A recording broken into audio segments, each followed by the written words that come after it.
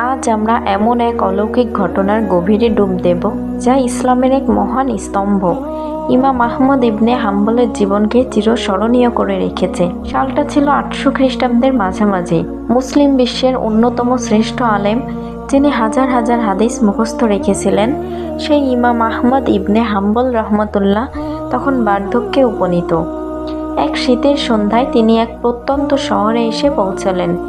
দিনের দীর্ঘ পথ চলায় তিনি ক্লান্ত, আর রাতের হিমেল বাতাস তার অস্থিমজ্জায় কাঁপন ধরাচ্ছে। তিনি খুঁজছিলেন একটু আশ্রয়, একটু উষ্ণতা। আশ্রয়ের সন্ধানে ইমাম প্রবেশ করলেন শহরের একমাত্র মসজিদে। এশার নামাজ আদায় করে তিনি ভাবলেন, রাতটা হয়তো এখানেই কাটিয়ে দেওয়া যাবে। কিন্তু বিধিবাম মসজিদের খাদেম, যিনি ইমামের পরিচয় জানতেন না, তাকে সেখানে থাকতে দিতে রাজি হলেন না। ইমাম বিনয়ের সাথে অনুরোধ করলেন, নিজের ক্লান্তির কথা জানালেন, কিন্তু খাদেমের মন গলল না। বরং তিনি অবজ্ঞাসূচক আচরণ করে ইমামকে টেনে হিঁচড়ে মসজিদের বাইরে বের করে দিলেন। রাতের আধারে কনকনে ঠান্ডায় মুসলিম বিশ্বের এক শ্রেষ্ঠ আলেমকে আশ্রয়হীন অবস্থায় ফেলে দেওয়া হলো মসজিদের সিঁড়িতে, তারপর রাস্তার মাঝখানে। কিন্তু আল্লাহ সুবহানাল্লাহ তাআলা তার প্রিয় বান্দাকে এভাবে অসহায় ফেলে রাখেননি।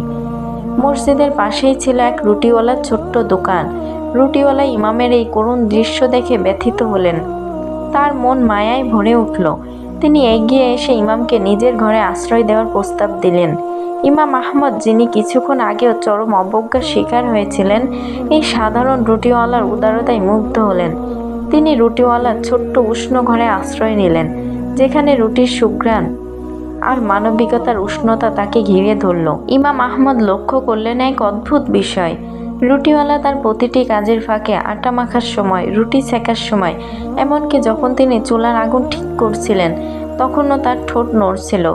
ইমাম মনোযোগ দিয়ে শুনলেন আর বুঝতে পারলেন রুটিওয়ালা বারবার আস্তাগফিরুল্লাহ জপ করছেন। ইমাম কৌতূহলী হয়ে রুটিওয়ালাকে জিজ্ঞাসা করলেন, ভাই, আমি লক্ষ্য করছি আপনি অনবরত আস্তাগফিরুল্লাহ পড়ছেন। আপনি কতদিন ধরে এভাবে ইস্তেগফার করছেন?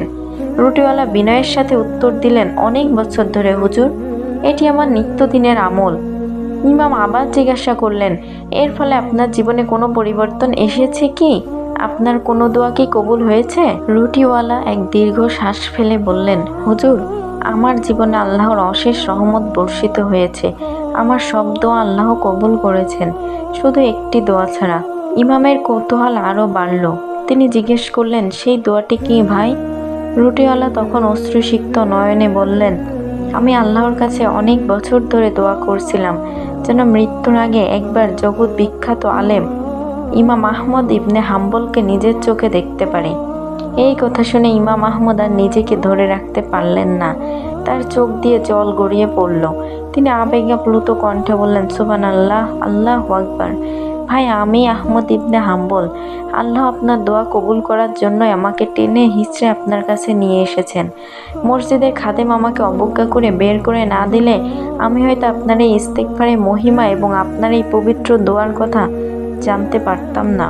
এই ঘটনা আমাদের শেখায় ইস্তেগফারের অপার শক্তি, আল্লাহর পরিকল্পনার গভীরতা এবং বিনয়ের মহিমা। একজন সাধারণ রুটিওয়ালার অবিরাম ইস্তেগফার এবং একটা আন্তরিক দোয়া তাকে মুসলিম বিশ্বের এক শ্রেষ্ঠ আলেমের সাথে সাক্ষাতের সৌভাগ্য এনে দিয়েছিল। আর ইমাম আহমদ ইবনে হাম্বলের মতো মহান ব্যক্তিত্বের ধৈর্য ও বিনয় আমাদের শেখায় কিভাবে আল্লাহ তার বান্দাদের পরীক্ষা করেন এবং তাদের মর্যাদা বৃদ্ধি করেন।